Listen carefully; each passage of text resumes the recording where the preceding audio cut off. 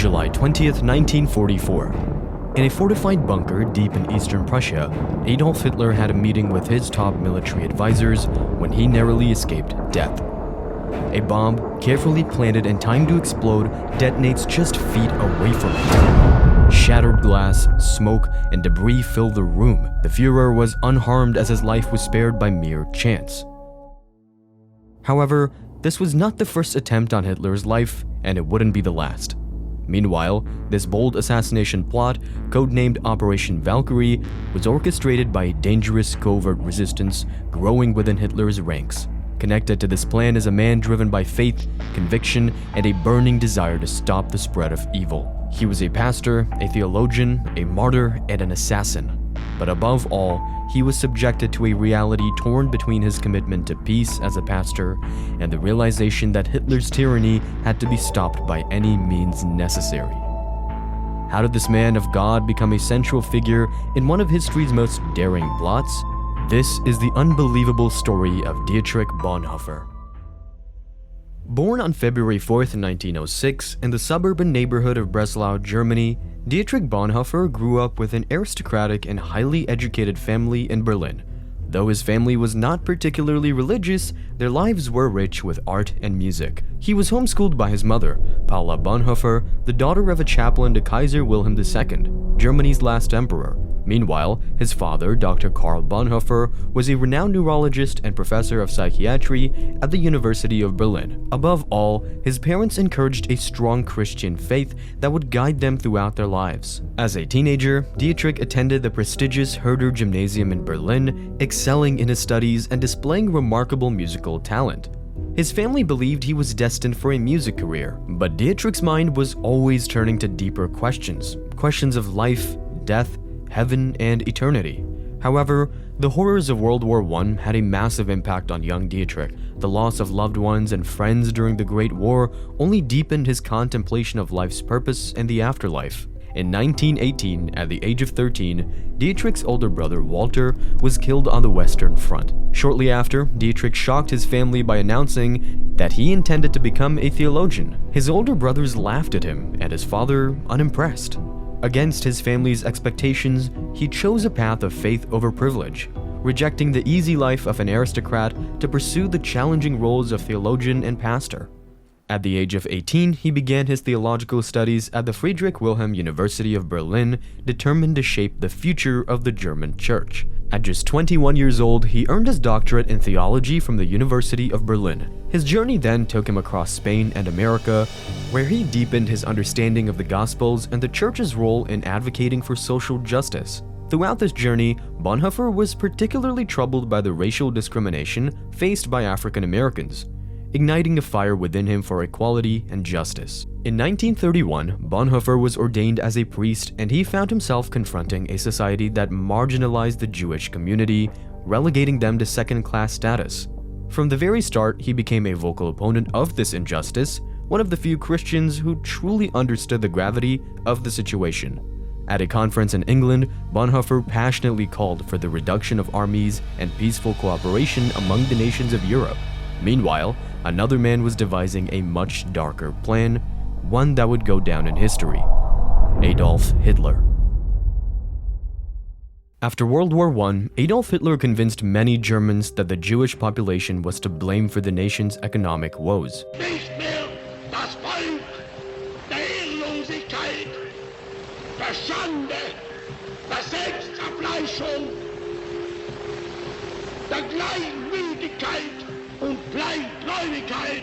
Nein, Herr, das deutsche Volk ist wieder stark geworden. This misinformation set the Germans for the severe oppression of Jews that would escalate during World War II. The 1930s were a period of deep turmoil in Germany. The people were disillusioned after their crushing defeat in World War I, the collapse of the monarchy, and the painful years of economic ruin and mass unemployment brought on by the Great Depression. The Weimar Republic, established after 1918, was fragile and unstable. Meanwhile, Hitler seemed to offer the suffering German people a bit of hope. He claimed that God himself was guiding the destiny of the fatherland. Just 2 days after Hitler was elected chancellor, Bonhoeffer fearlessly criticized him in a radio broadcast. a courageous act that was abruptly cut off mid-air. This was especially dangerous, as Hitler was a popular figure, and challenging him meant defying not just the man, but the dangerous belief held by many that Jews were the enemy. Within just a year, Hitler had dismantled democracy, transforming Germany into a totalitarian state known as the Third Reich. Hitler had become the Führer. He promised to restore Germany's lost honor, but his ambitions stretched far beyond politics. Hitler wanted to dominate not only the state, but the soul of the nation. He wanted to control the church. Many German churches, influenced by rising nationalism, welcomed Nazism with open arms. Some even pushed for the creation of a pro-Nazi Reich church, aligning Christian teachings with Nazi ideology. They began promoting the state's Aryan laws within the church itself, blending faith with fascism. Germany was changing for good, but not everyone embraced this new order. Bonhoeffer believed it was the church's moral duty to resist the oppressive policies being enacted by the Nazi regime. He understood that Hitler aimed to control the German church, bending it to serve his purposes. While many church leaders remained silent, Bonhoeffer refused to let Nazi ideology corrupt the church. Under Hitler's growing influence, the German state church quickly fell in line. By September 1933, the new Nazi-aligned leadership passed a resolution to remove all pastors and church officials of Jewish descent. In November, at a rally of 20,000 Christians, they even called for the removal of the Old Testament from the Bible, simply because it was Jewish. Refusing to conform, Bonhoeffer worked actively to protect Jewish lives. Along with fellow theologians such as Martin Niemöller and Karl Barth, he helped establish the Confessing Church, a movement dedicated to opposing the government's efforts to unify all churches into a single pro-Nazi Protestant Reich church. Together, they sought to proclaim the true word of God, countering the Nazis' twisted belief that God had ordained the eradication of the Jews. Bonhoeffer delivered powerful speeches, most notably at the Barmen Declaration, where he affirmed his unwavering allegiance to Jesus Christ. He dedicated himself to teaching other pastors and openly resisting the Nazis, even spending 2 years in London, where he preached in a Protestant church. However, upon his return to Germany, the Confessing Church and his teachings were banned, forcing him and his colleagues underground to continue their work in secret. Bonhoeffer knew the danger was closing in.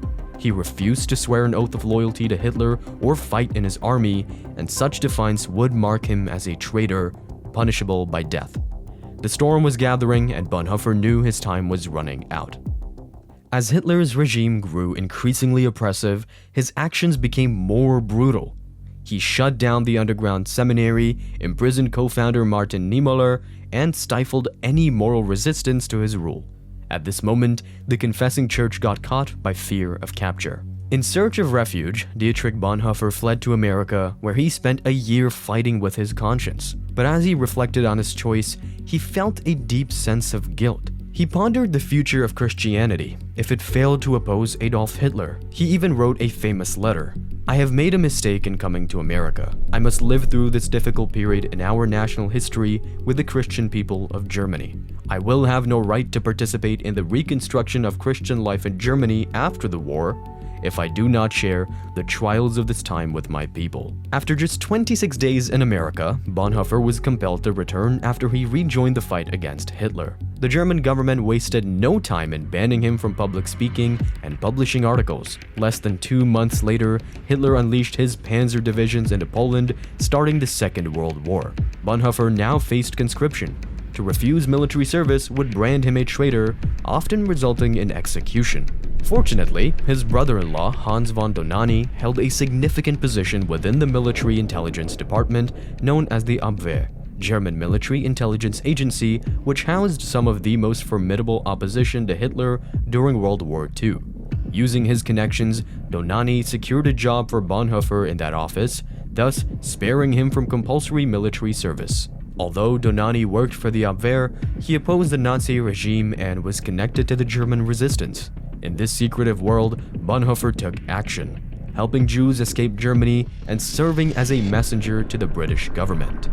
The unassuming Bonhoeffer was now a double agent. He was aware of multiple assassination plots against Hitler and was tasked with making contact with neutral countries like Sweden and Switzerland to connect with Allied forces. His mission was to relay vital information about the conspirators fighting within Germany to take down Hitler. Through his work in the Abwehr, he also uncovered the horrifying realities of Nazi atrocities against the Jews. With newfound resolve, Bonhoeffer committed himself to work behind the scenes to save as many Jewish lives as possible. Initially seen as a model of Christian behavior, Bonhoeffer faced scrutiny for endorsing assassination and deception as part of the plot against Hitler.